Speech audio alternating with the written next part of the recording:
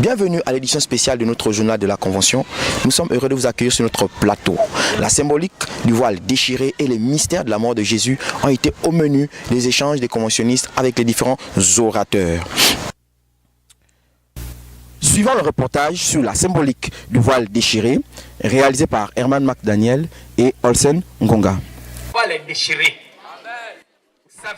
De la Genèse à l'Apocalypse, le récit biblique est émaillé, les symboles recouvrant la profondeur des mystères cachés de Dieu. La Bible nous montre que dans le jardin, il y avait un arbre, et cet arbre-là, il y avait des chérubins qui gardaient cet arbre. Ils étaient présents.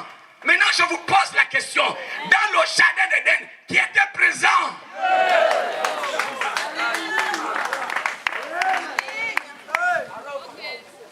Quand vous me dites Dieu, je comprends. Mais je voudrais qu'on aille à Écodim pour arriver un peu à distinguer un peu certaines choses dans leur rôle. À cette convention Akanda 2018, où il est question de dévoiler ces mystères, le pasteur Jean-Paul Buissy n'a pas dérogé à la règle en nous amenant à découvrir la symbolique du voile déchiré. Parce qu'il y a l'homme selon l'humanité, là on va parler de sacrifice.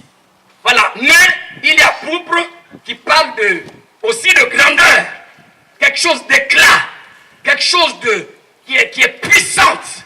Il y a une autorité qui se révèle en lui. Voilà pourquoi on parle du serviteur efficace.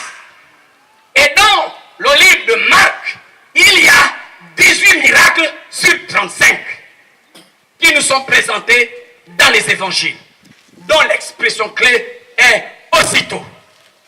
Aussitôt, c'est présentement, subitement, promptement. Alléluia. La richesse des trésors cachés de Dieu dans la symbolique biblique laisse éblouir le cœur des JPCistes qui, avec empressement, savourent la révélation de la parole de Dieu. Vivement la grâce de Dieu impacter la compréhension et la vision de tous. Suivant le reportage sur les mystères de la mort de Jésus, réalisé par nos reporters Herman McDaniel et Daniel Ngoma. Le mystère du voile déchiré nous a donné des privilèges. Entre autres, le fait d'être condamné à exceller dans la connaissance de Dieu. La possibilité de vivre continuellement dans la présence de Dieu. Mais aussi le fait d'être affranchi de la loi et du péché. Il priait intensement. Il montait. Il essayait de voir s'il n'y avait pas la possibilité de changer la démarche. Qu'est-ce qui va se passer? Plus il le faisait, plus il transpirait. Il va voir une profonde douleur intérieure. La douleur intérieure va complètement changer vraiment le fonctionnement en lui. Le fonctionnement en lui. Les glandes sudoripares, au lieu de faire sortir la sueur, c'est maintenant le sang qui va sortir. Vous savez, c'est pour nous dire que le sang de Jésus n'a pas seulement coulé à Golgotha. Le premier sang qui a coulé pour le salut de toi et moi, ce sang a coulé à Gethsemane. Hormis le mystère de Gethsemane, l'orateur a relevé un second mystère permettant de mettre en perspective le mystère de la mort de Jésus. Les écrivains chrétiens antiques et médiévaux ont souvent considéré cela comme un miracle et croyaient qu'il s'agissait d'un des rares épisodes du Nouveau Testament ayant été confirmé par des sources non chrétiennes. Ça veut dire, les païens, en faisant la recherche vraiment de cet épisode, ils ont retrouvé les astronomes que dans l'histoire de l'humanité, pendant cette période, il y a eu l'éclipse sur la terre.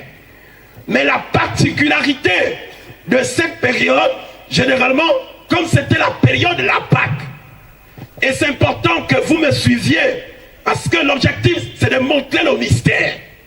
L'objectif, c'est de révéler qu'en réalité, Dieu était engagé dans le processus de l'œuvre achevée de Christ, dans le processus de la crucifixion, dans le processus de la mort de Christ.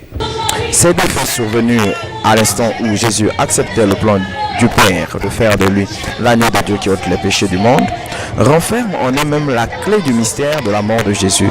C'est sous la lumière de cet éclairage que l'orateur a mis un terme à la séance du jour. Et Moïse est devant.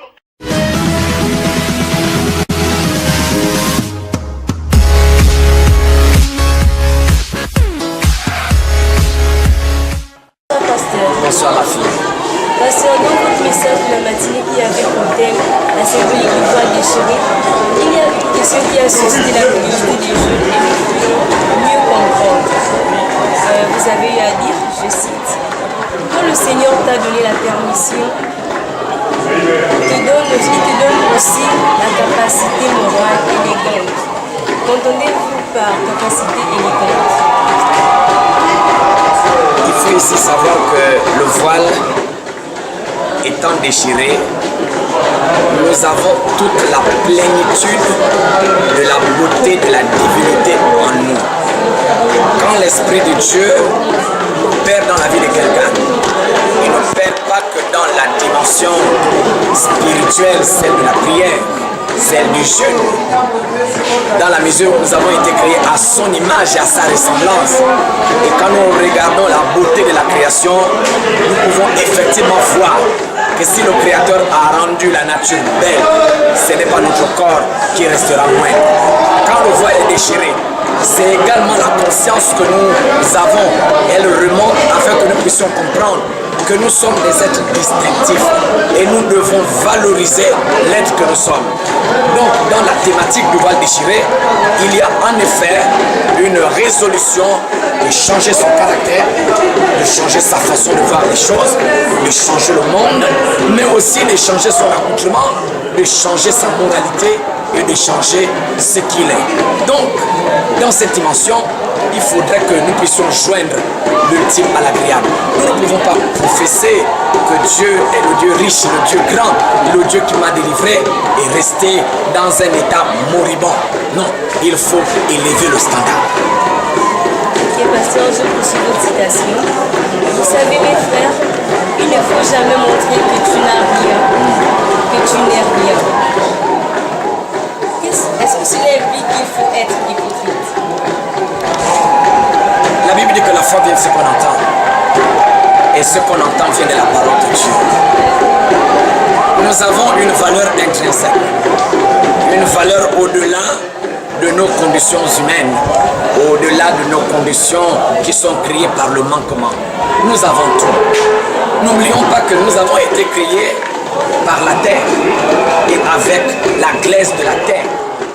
Mais toutes les richesses de ce monde se trouvent où? Mais c'est sur la terre, sur la terre. Mais si ces richesses se trouvent sur la terre et avec la terre, mais comme nous avons aussi une matière de la terre, en d'autres termes, nous avons tout. Mais le problème, c'est l'ignorance. Nous n'arrivons pas à valoriser que nous avons tout. Nous avons le plein potentiel dans notre intelligence, dans notre connaissance, dans notre savoir et dans tout ce que nous faisons. Voilà pourquoi il est interdit à un être créé à l'image de Dieu dire qu'il ne peut pas, qu'il n'a pas, alors que Dieu a mis en nous des richesses. Il suffit seulement de les valoriser par des opportunités, par la connaissance, par l'instruction, par la foi, mais aussi et beaucoup plus par la vision que Dieu a pour l'être humain. Nous avons tout, nous pouvons tout, mais les choses ne se découvrent pas d'un tout. C'est petitement, c'est avec le temps que l'on découvre les richesses.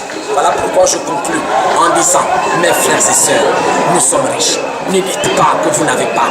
Ne dites pas que vous ne pouvez pas. Tout est accompli. Lèvons-nous. Ceux qui se lèvent le matin trouveront les grâces de leur chemin. Ma soeur, vous disiez qu'on a tout et on ne doit pas dire qu'on n'a rien. Mais comment mettre en pratique le fait qu'on est tout? Est-ce qu'on doit juste avoir ça dans la pensée? On a tout, on est quelqu'un. Est-ce qu'il faut se mettre à travailler? Je sais pas. Il faut faire une analyse de ce que vous êtes, de ce que vous pouvez. Si la personne pense que Dieu lui a donné assez d'intelligence, qu'elle maximise son intelligence, avec cette intelligence, avec cette connaissance, Dieu l'amènera très loin. Et sur son chemin, il y aura des portes qui vont s'ouvrir. Il y aura des portes qui vont s'ouvrir. Par l'accès des diplômes, par l'accès des connaissances, par l'accès des compétences qui sont tout autour, je dois ouvrir une brèche. Quelqu'un peut être à la connaissance artisanale, par la connaissance des éléments qui sont dans l'artisanat, comme la broderie, comme la couture, comme la sculpture, et tous ces éléments-là feront en sorte que, avec le temps, en y pratiquant, l'appétit vient manger. C'est au pied du mur que l'on jauge un maçon. C'est quand je dis maçon, je dis celui qui fait de la maçonnerie. Donc, c'est dans cette perspective grandissant, petitement, dans cette perspective de travail, d'endurance, que l'on découvre effectivement son plein potentiel. Je parle ici parce que je suis un produit vivant et je sais ce que Dieu a fait dans ma vie et qu'il est en train de le faire. Confesser que l'on ne peut pas, que l'on n'a rien, réduit la dimension psychologique que nous avons et les potentialités divines que Dieu a mises au-dedans de nous par les lois qui sont les nôtres sur le plan humain et aussi sur le plan spirituel. Donc je dis aux jeunes, ce n'est pas une dimension psychologique de mentir ou de dire que ce n'est pas possible, mais c'est le fait d'appeler à l'existence ce qui n'existe pas. Et la Bible nous montre les lois du royaume, c'est appeler, dire que je peux. N'est-ce pas cela le secret de Yonggi Cho? Qu'a-t-il dit? Je suis enceinte, j'ai tout cela. Et en pratiquant, et en priant, et en agissant ici, nous avons vu comment le Seigneur a opéré des prodiges et des miracles. Évitons, et je dis aux jeunes, évitez un langage pessimiste. Évitez un langage négatif. Évitez un langage sur la base de vos diplômes, de vos familles, de vos compétences, de ce que les gens disent de vous. Mais au contraire, comme le voient les déchirés, nous avons tout en Christ. C'est ce que je peux dire à la jeunesse. Allez de l'avant et vous comprendrez cela. Bonne soirée. Merci beaucoup. Dieu bénisse cette télé et Dieu bénisse cette équipe. Merci. Soyez bénis.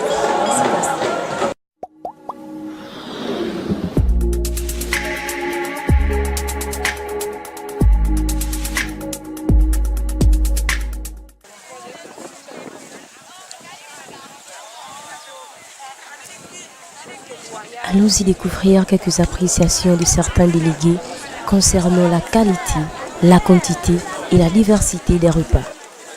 Non. Tu as déjà parlé. La nourriture là, non. Ça ne me rassasie pas vraiment, mais sinon c'est bon, ça va. Ça passe. C'est bon, la nourriture est bonne. C'est bon. C'est vrai qu'il y a les graines de riz qui sont dures, mais on fait avec, pour la gloire de Dieu. Enfin. La diversité, bon, qu'on peut remarquer que depuis quelques jours, c'est le même menu. Hein. Riz, tomate avec poulet braisé, c'est la même chose quoi. Depuis ça fait déjà 2 jours, c'est le même menu. Donc bon, on peut pas vraiment parler de diversité quoi. C'est vrai qu'avant le café il était un peu moins sucré, avec moins de lait, mais ça va maintenant, gloire à Dieu. C'est un encouragement sous forme de remarque, encourager nos frères et sœurs que la prochaine convention, il faut avoir au fait une bonne assiette bien pour mieux saisir le repas, parce que là ça n'est rassasié pour fêter. Sinon, la nourriture là, elle est quand même assez bonne quoi. Le secrétariat du comité d'organisation a mis en place une boîte à idées et les jeunes ont réagi pour donner leur point de vue sur ce qu'ils pensent et ce qu'ils croient être une convention à leur aise. Donc nous allons vous lire quelques idées proposées par les conventionnistes. Pour les prochaines conventions, mettre en place une boîte à idées dans chaque JPC pendant la mobilisation que l'organisation doit prendre en compte pour le bon déroulement de la convention. Faire recours à un service traiteur approprié pour la restauration des conventionnistes. Ce que je propose pour améliorer la convention, mettre un accent particulier sur les temps de louange et d'adoration à la dimension d'une retraite. Veiller à ce que les temps de pause soient moins longs pour éviter l'oisiveté. Je proposerai pour l'amélioration de la convention 2 ou 3 louches de riz et 3 poulets. Nous avons été heureux de vous servir pendant toute la convention, le journal de la convention nationale, toute l'équipe de Zion Team et du service multimédia de la convention vous remercie pour votre aimable attention. Certainement nous nous retrouverons pour la prochaine convention, mais avant la convention, le Jacques nous attend l'année prochaine. Le rendez-vous est donné pour tous les mystiques qui ont la foi dit être. Que Dieu vous bénisse.